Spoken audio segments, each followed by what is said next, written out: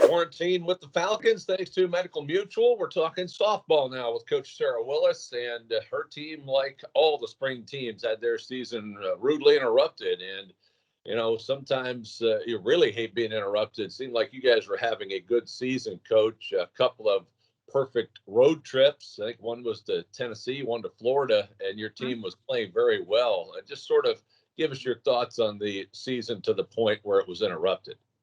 Yeah, great momentum at that point in the season, going into our last travel weekend before we would have started MAC play against Buffalo. So, yeah, it's funny because every year it kind of has its own feeling. You got a little bit different momentum at different points, and this year, going into my fifth year, it probably has felt the best it's ever had, and especially just with our team culture.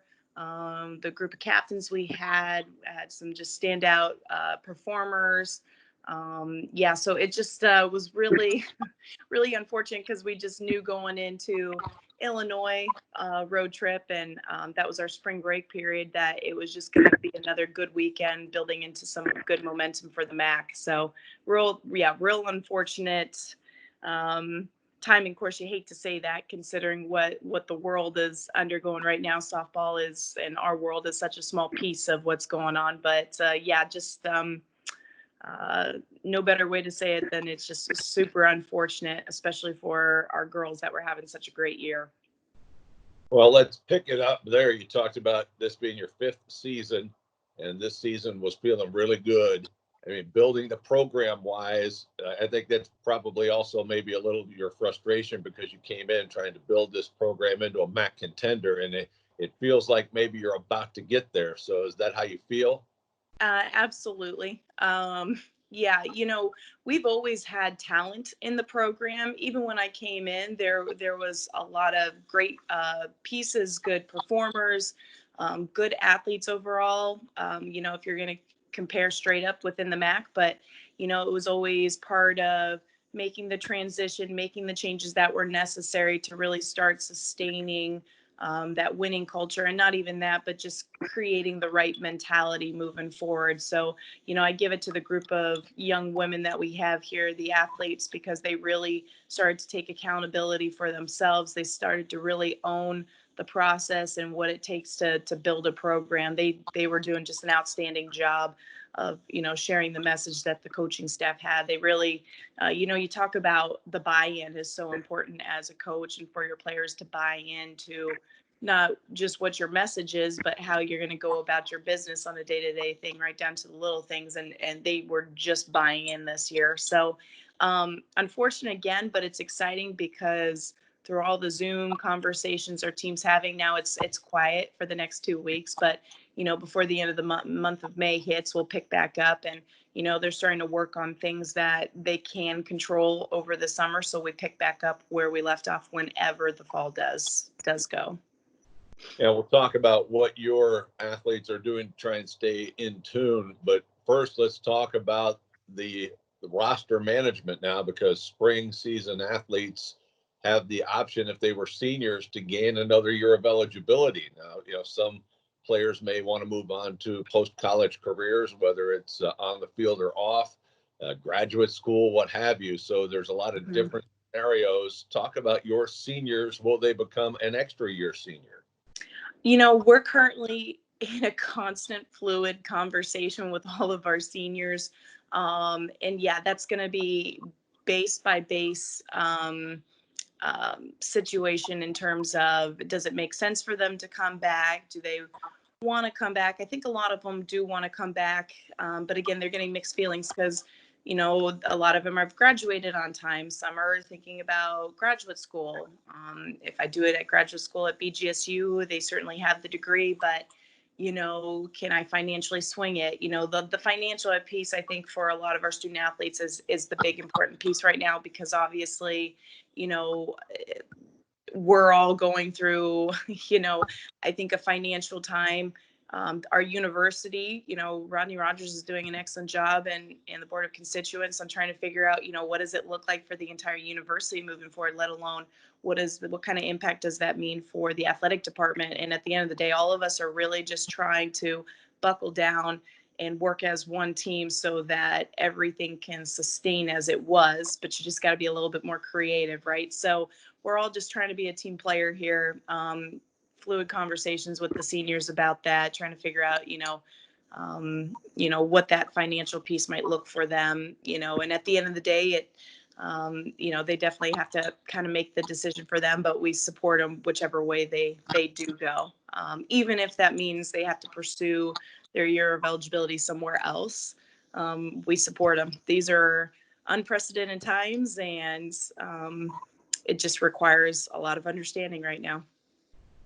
Well said, Coach. Let's talk about what your players can do during these times where you're not allowed to be together. But I imagine going to the cage or being able to throw one-on-one, if that's maybe available. How are your players doing with that? Yeah, all of our players come from different backgrounds, different resources, so it's kind of skewed across the board. But their limitations are only created by the mind, so they're getting pretty creative in their backyards, in their garage, against their garage, trying to simulate ground ball work, trying to stay mentally on their game. I think the biggest thing that we've told them, no matter what physical restraints you have right now in terms of ball fields are closed, you may not be so lucky to have a batting cage in your backyard. Getting creative. How can you simulate? How can you use your mental imagery, your visualization to work on those things? And then two, we've talked a lot about, this is a great time to take time for the things that you didn't always um, have the time for. So, picking up that book that might, be more of that sports psychology background, or it's an inspirational story, or it can gain some different perspective on how you approach the game or just approach your teammates.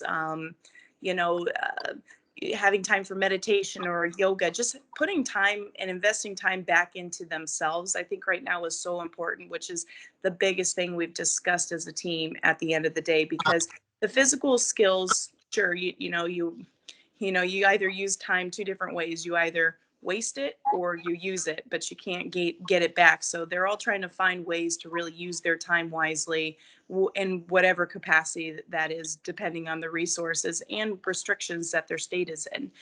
We have kids that are in, California, Indiana, Michigan, obviously Ohio.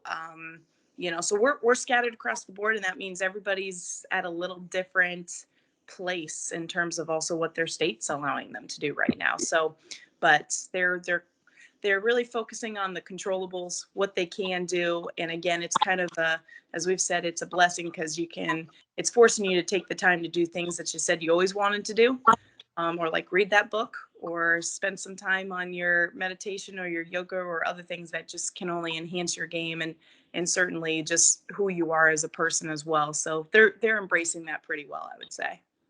Well, speaking of enhancing in softball, for football, it's a quarterback. For basketball, it's a point guard. For softball, it's a pitcher. And it looks like you got your stud. Peyton Gottschall came in last year and was really tearing it up. And now coming into what will be a sophomore season. That is certainly the building block to build the program around, right? Yes, sir. Yeah, but pitching is essential.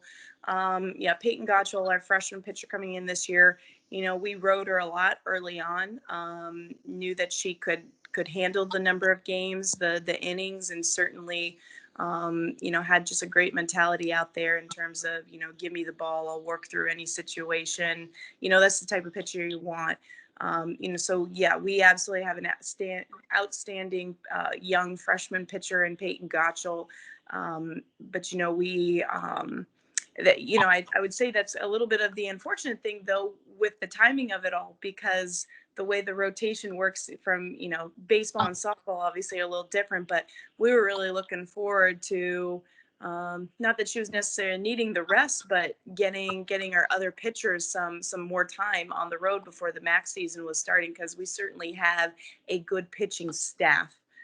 let alone just a good number one pitcher as well. So they're a great group of pitchers. They work really well together. And like I said, there's a lot of versatility and they complement each other well. So I'm looking forward to, again, returning all four of those pitchers plus an incoming freshman pitcher next year.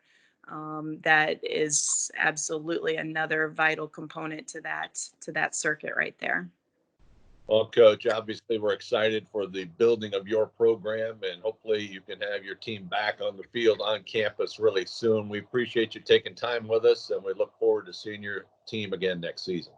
Absolutely. We're looking forward to it too. I keep getting asked the question of when, Coach, when, but I said this isn't going to last forever. So when the time comes and we get the verification that we can be back on campus, we'll be ready to go, and they'll have already been working. All right, Coach, thanks. All right. Thanks so much.